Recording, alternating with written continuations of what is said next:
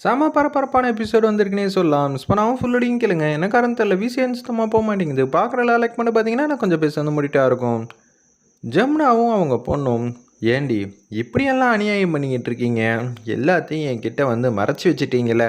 அப்படியெல்லாம் இல்லை சித்தி, நீங்கள் எதுக்கு தப்பாக புரிஞ்சிக்கிட்டு இருக்கீங்கன்னு எனக்கு தெரியல. தயவு செஞ்சு இந்த விஷயத்தை வெளியில் கொண்டு வராதீங்க. உங்கள் அம்மானால் நாங்கள் பட்ட வேதனையெல்லாம் அவ்வளோ அதிகமாக இருக்குது. அப்படி இருக்கிற சூழ்நிலையில் கண்டிப்பாக நான் இதெல்லாம் விட்டு வைக்கவே மாட்டேன், எல்லார்கிட்டேயும் சொல்ல தான் செய்வேன்னு சொல்லிவிட்டு அப்படியே அங்கே இருக்கிறவங்கள்ட்டையும் இவங்களை பற்றி இருக்கிற டீட்டெயில் எல்லாத்தையும் ஒன்று ஒன்றா சொல்லிவிட்டு அங்கேருந்து போகிறாங்க. என்னம்மா இப்படியெல்லாம் வந்து சொல்கிறாங்க, என்னோடய கடமையை நான் செஞ்சுக்கிட்டு இருக்கேன், உங்களை அநியாயமாக இங்கேருந்து துரத்த மாட்டேன். ஆனால் அதே சந்தர்ப்பத்தில் நீங்கள் இங்கே இவங்க இருக்காங்கங்கிற விஷயத்தெல்லாம் சொல்லியே ஆகணும், அதிகாரிங்க இங்கே வரணும். சார் நானே ஒரு அதிகாரி தான் அப்படின்னு சொன்னோன்னே, சரி மேடம் ஏதோ நீங்கள் சொல்கிறீங்கன்னு அமைதியாக இருக்கேன், இதனால் எங்களுக்கு எந்த பிரச்சனையும் வராத அளவுக்கு நீங்கள் பார்த்துக்கங்கன்னு சொல்லிவிட்டு அவங்க மட்டுக்கும் போகிறாங்க. அந்த இடத்துல விஜயகுமாருக்கெல்லாம் தெரிஞ்சிச்சுன்னா என்னத்துக்கு ஆகிறது, அவரை நம்மளை கூப்பிட்டு வச்சு கண்ணா அப்பனான்னு வந்து திட்டுவாரே அப்படின்னு சொல்லி யோசிச்சுட்ருக்காங்க. இப்போதைக்கு அம்மாவை இங்கேருந்து கூடிய சீக்கிரம் வந்து எவ்வளோக்கு எவ்வளோ அழைச்சிட்டு போகிறோமோ அவ்வளோக்கு எவ்வளோ நல்லது. இன்னொன்று ஐலி, நம்மளே ஒரு வாட்டி இவங்க எங்கே இருக்காங்கங்கிற விஷயத்தையும் கோர்ட்டில் போயிட்டு சொல்லிட்டு வந்துடுவோம், இல்லாட்டி கஷ்டமாயிடும். இவங்களே வந்து கொண்டு போய் அங்கே நிப்பாட்டினா தான் உண்டு. ஏன்னா இவங்க பண்ணுற அட்டூழியத்துக்கு கண்டிப்பாக வர்மாக்குலேருந்து எல்லாருக்கும் தகவல் வந்து கிடச்சிரும். அவங்களுக்கு தகவல் கிடச்சி உங்கள் அம்மாவை ஒழிச்சு வைக்கலான்னு பார்த்தா கண்டிப்பாக வர்மாவை கூடயும் மோதணும். அப்புறம் அதிகாரிகளும் தேடிக்கிட்டு இருப்பாங்க, அவங்களும் வந்து கைது பண்ணணும்னு சொல்லுவாங்க. அதனால் இப்போதைக்கு உங்கள் அம்மா இருக்கிற சூழ்நிலை இதை பற்றி எல்லாத்தையும் கோர்ட்டில் சொல்லிவிட்டு அதிகாரிங்கக்கிட்டேருந்து ஓரளவு பாதுகாப்பும் வாங்கின மாதிரியும் இருக்கும். நீங்கள் சொல்கிறதும் கரெக்டு தான் அப்படின்னு சொன்னேன். அவங்க அம்மா வந்து ஓரளவு தேறி வந்துக்கிட்டே இருக்காங்க. சூப்பர் ஐலி, கடவுள் நமக்கு கண் திறக்கிறாப்புல அப்படின்னு சொல்லும்போது அந்த இடத்துல விஜயகுமாருக்கு ஃபோன் அடித்து சொல்லலாமா அப்படின்னு சொல்லி சிவா வந்து கேட்குறாங்க. இல்லை, நம்ம என்ன செய்யணுங்கிறத நம்ம தான் முடிவு பண்ணணும். நம்ம செஞ்சதுக்கப்புறமேட்டுக்கு ஐலியாக இருந்து நான் செஞ்சு முடிச்சிட்றேன், அதுக்கப்புறம் ஏடியாக மாறி எல்லார்கிட்டையும் சொல்லலாம், அதுவும் கரெக்டு தான் சொல்லிட்டு அவங்க அம்மாவை கோர்ட்டுக்கு அழைச்சிட்டு போகிறாங்க நம்ம ஐலி.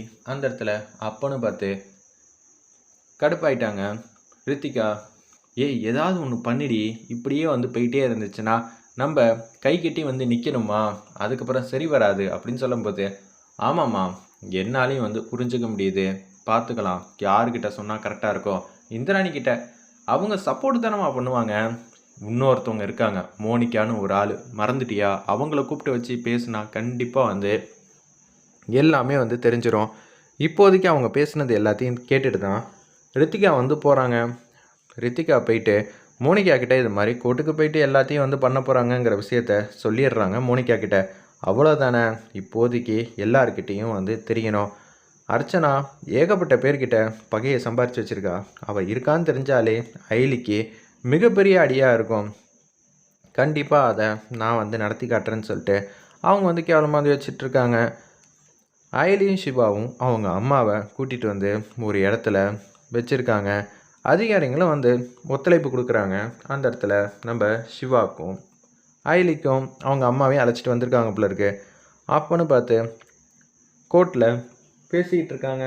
இது மாதிரி எங்கள் அம்மா இப்படி இருக்கிற ஒரு சூழ்நிலையில் கண்டிப்பாக நீங்கள் அவங்களுக்கு பாதுகாப்பும் அளிக்கணும், அதே சந்தர்ப்பத்தில் அவங்க தெளிவாகிற வரைக்கும் கொஞ்சம் நேரங்கால அவகாசமும் வந்து கொடுக்கணும். ஏன்னா அன்றைக்கி என்ன நடந்துச்சு ஏது நடந்துச்சுங்கிற விஷயம் அவங்கள தவிர வேறு யாருக்குமே வந்து தெரியாது, தயவு செஞ்சு பார்த்துக்கங்க அப்படின்னு சொல்கிறாங்க. சரி, நீங்கள் சொல்கிறதும் கரெக்டு தான், அவங்க தெளிவாகிற வரைக்கும் அவங்களுக்கான நேரத்தை நாங்கள் கொடுக்க கடமைப்பட்டிருக்கோம். அதே சந்தர்ப்பத்தில் அவங்க தெளிவாகிட்டாங்கன்னா அதுக்குள்ளே நீங்கள் அவங்கள கொண்டு வந்து ஒப்படைக்கணும் நிலையத்தில், காவல் நிலையத்தில் அப்படின்னு சொன்னோன்னே, சரிங்க எங்கள் அம்மா அவங்க கடமையிலேருந்து தவறுனதா இல்லை, அவங்களோட ஹிஸ்ட்ரியெல்லாம் உங்களுக்கே நல்லா தெரியும், ஏகப்பட்ட பேர்கிட்ட நன்மையை தான் சம்பாரிச்சிருக்காங்க, சரிங்க அதெல்லாம் அப்புறம் பேசிக்கலான்னு சொல்லிட்டு வெளியில் வராங்க. அந்த இடத்துல அப்போன்னு பார்த்து, அப்பாடா இப்போதைக்கு ஒரு பிரச்சனையிலேருந்து வெளில வந்துட்டோம், ஆனால் வர்மா எப்படி இதெல்லாம் ஹேண்டில் பண்ண போகிறான்னு தெரியலங்கிற மாதிரி யோசிச்சுட்ருக்கிறப்ப மோனிகா மைக் எடுத்துகிட்டு அப்படியே வந்து நிற்கிறாங்க. இவ வேற வந்துட்டாளா? என்ன செய்ய போகிறோம்? இப்போதைக்கு அர்ச்சனாவோட சின்னதாக ஒரு ஃபோட்டோ கூட வெளியில் வரக்கூடாது. அதுக்கேற்ற மாதிரி தான் நம்ம போகணும் அப்படின்னு சொல்லிட்டு சிவா வந்து சொல்கிறாங்க.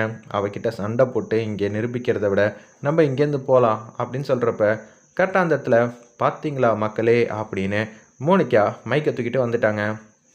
இவங்க தான் யார் தெரியுமா? அர்ச்சனா. இவங்கள பற்றி இருக்கிற விஷயம்லாம் உங்களுக்கு நல்லாவே தெரியும்ல. ஏய் என்னடி வம்பு பண்ணோன்னே இங்கே வந்து நிற்கிறியா? மரியாதையை ஓடிப்பிடு. இல்லைன்னு வச்சுக்கேன் நான் என்ன செய்வேன்னு எனக்கே தெரியாது அப்படின்னு சொன்னோன்னே, நான் எல்லாருக்கும் தெளிவுபடுத்த தான் இங்கே வந்திருக்கேன். அதுதான் என்னோட கடமை. நீ இல்லைன்னு சொல்லுவியா? ஏன் எதுக்காக நீங்கள் இப்போ கோர்ட்டுக்குள்ளே வந்து போயிட்டு வந்தீங்க? சொல்லுமா எதுக்காக? இவங்க சம்மந்தப்பட்ட விஷயம் என்னன்னு எல்லாருக்குமே தெரியும். சமாளிக்கணும்னு பார்க்குறியா?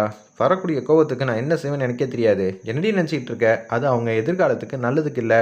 இவங்களோட பகையாளிக்கு கண்டிப்பாக தெரிஞ்சிச்சுன்னா பிரச்சனையாயிடும்.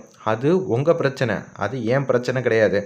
நான் எல்லாருக்கும் தெளிவுபடுத்துகிறத இடத்துல இருக்கேன். அப்படி இருக்கும்போது நான் பேச தான் செய்வேன். ஏய் அவ்வளோதாண்டி சொல்லுவேங்கிற மாதிரி சொன்னேன். பார்த்தீங்களா அர்ச்சனாவோட பொண்ணு ஐலி என்ன பேச்சு பேசிக்கிட்டு இருக்கா, என்ன பார்த்து மிரட்டிக்கிட்டு இருக்கா. நான் இப்போ வீடியோ எடுத்துக்கிட்டு இருக்கேன், மைக்கில் வந்து பேசிகிட்டு இருக்கேன். இதை கொஞ்சம் கூட வந்து மதிக்காமல் தூக்கி எறிஞ்சு என்ன வந்து திட்டிக்கிட்டு இருக்கா. பார்த்துக்கங்க, இதுதான் உண்மை.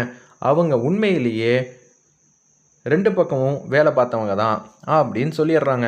இதை கேட்ட உடனே நானும் சொல்லிக்கிட்டே இருக்கேன், நீ கேட்கவே மாட்டியான்னு சொல்லிட்டு அந்த இடத்துல கணத்தில் பலார்னு அடிக்கிறாங்க நம்ம ஐலி.